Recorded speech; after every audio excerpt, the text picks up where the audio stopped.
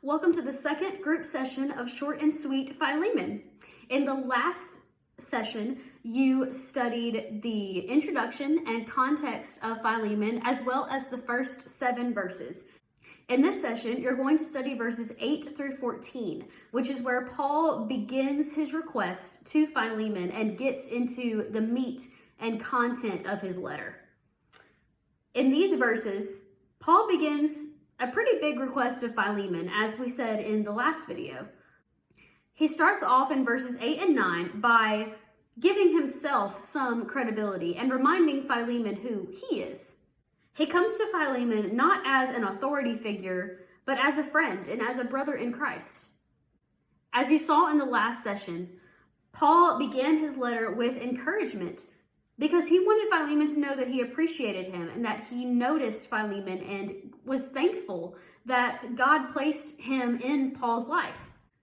Paul recognizes that what he's about to ask of Philemon is not easy.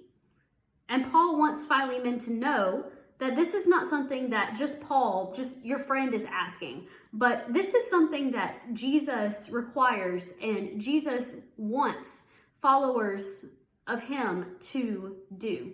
This is something that Jesus is commanding Philemon to do, not just Paul. So this request has even greater authority than just Paul asking him to do something.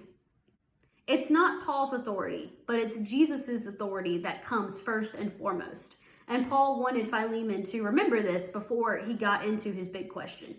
And now, starting in verse 10, we finally get into Paul's big request. And it has to do with this guy named Onesimus.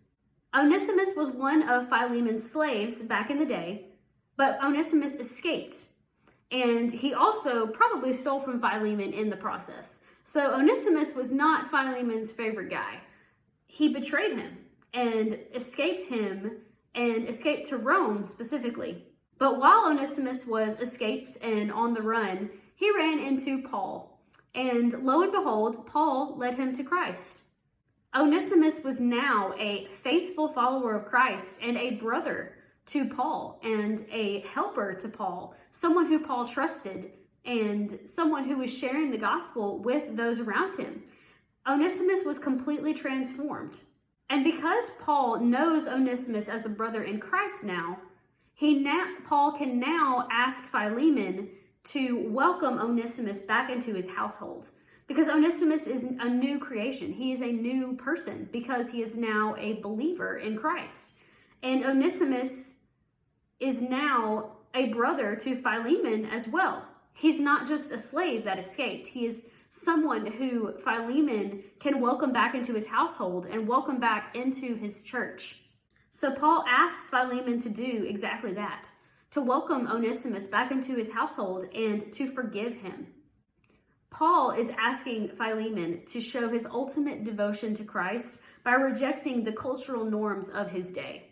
As a Roman citizen, he could have had Onesimus killed for escaping and for betraying him. He could have had Onesimus thrown in jail. He could have done anything to Onesimus other than welcome him back into his household. And he was expected to do that because when someone betrays you, your first instinct is to get revenge or to try to have them punished. But Paul is asking Philemon to do the exact opposite, to forgive him and to welcome him back into his household and welcome him into his church family.